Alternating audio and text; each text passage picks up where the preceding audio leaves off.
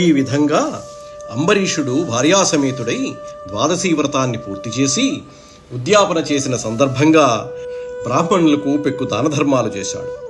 ఆ సమయంలో దూర్వాస మహాముని అంబరీషుని ఇంటికి అతిథిగా వచ్చాడు. అట్లతిథి అయి వచ్చిన అమ్ముని వల్లభనకు ప్రత్యుద్ధానంబు చేసి కూర్చుండగద్దియడి పాదంబులు కడిగి పూజించి సేమంబరసి తన ఇంట అన్నంబు కుడువుమని నమస్కరించిన అమ్మహాత్ముండును సంతసించి భోజనమ్మనకు అంగీకరించి నిర్మలమ్మలకు కాళిందీ జలంబులందు పరమధ్యానంబు సేయుచు మునింగి లేచి రాక తడవు చేసిన ముహూర్తార్థావశిష్టయగు ద్వాదశియందు పారణ చేయవలయుటం చింతించి బ్రాహ్మణాతిక్రమదోషమునకు శంకించి విద్వజ్జరంబుల రావించి వారలను ఉద్దేశించి ఈ విధంగా మునీశ్వరుని చూచి అంబరీష మహారాజు ఆయన కూర్చోడానికి ఏర్పాటు చేశాడు. ఆయన పాదాలు కడిగి పూజించి కుశలమడిగి తన ఇంట్లో భోజనం చేయమని ప్రార్థించాడు. ఆ మహాత్ముడు సంతోషించి ఆ రాజు కోరికను అంగీకరించాడు. కాళిందీ నదికి వెళ్ళి స్నానం చేసి ధ్యానం చేస్తూ నీటిలో మునిగి లేచి రాకుండా జాగు చేశాడు. అప్పుడు గడియ మాత్రమే మిగిలి ఉన్న ద్వాదశిలోనే పారణ చేయవలసి ఉంటుందని అంబరీషుడు చింతించాడు. బ్రాహ్మణ తిరస్కారానికి వెనుకాడి పండితులను పిలిపించి వారిని ఉద్దేశించి ఈ విధంగా అడిగాడు. ముని నీరు సొచ్చి బెడలడు చనియడు ద్వాదశయునింతం చనియన్ ఈలోన పారణ చేయవలయు వినిపింపుడర్హమైన విధమెట్టిదియో. దూర్వాస మహాముని స్నానానికి వెళ్ళి కాళింది నది నుండి ఇంకా బయటకు రాలేదు.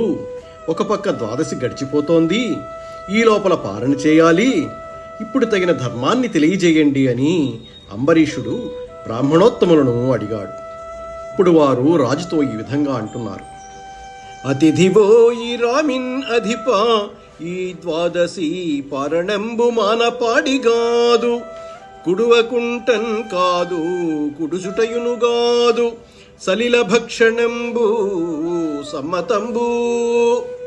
వెళ్ళిన అతిథి రాకపోవడం వల్ల ద్వాదశి పారణను మానడం ధర్మం కాదు.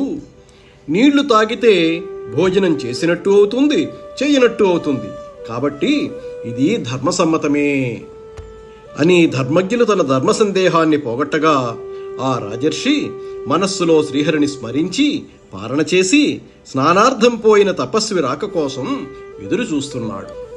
యమునలో కృతకృత్యుడై వచ్చి రాజుచే సేవితుండై రాజు చేష్టితంబు బుద్ధిలోను హించి బమముడి మొగముతో అదిరెడి మేనితో ఆగ్రహించి రెట్టించి ఆకలి కొట్టుమిట్టాడంగ ఈ సంపదున్మత్తున్ ఈ నృశంసున్ ఈ దురహంకారున్ ఇందరూ కంటిరే విష్ణుభక్తుడు కాడు వీడు నన్ను కుడువరమ్మని మునుముట్టు కుడిచినాడు ధర్మభంగంబు చేసి దుష్కరుడయ్యే అయిన ఇప్పుడు సూపెదనన్ని దిశలా నేను కోపింప మాన్పు వాడెవ్వడు అనుచూ. ఆ సమయంలో యమునా నదిలో స్నానాధికం పూర్తి చేసుకుని వచ్చిన దూర్వాసుడు అంబరీషుని సేవలు అందుకొని ఆ రాజు చేసిన పనిని మనోదృష్టితో తెలుసుకున్నాడు. కనుబొమ్మలు ముడిపడేటట్లుగా శరీరం కంపించిపోయేటట్టుగా కోపం తెచ్చుకున్నాడు.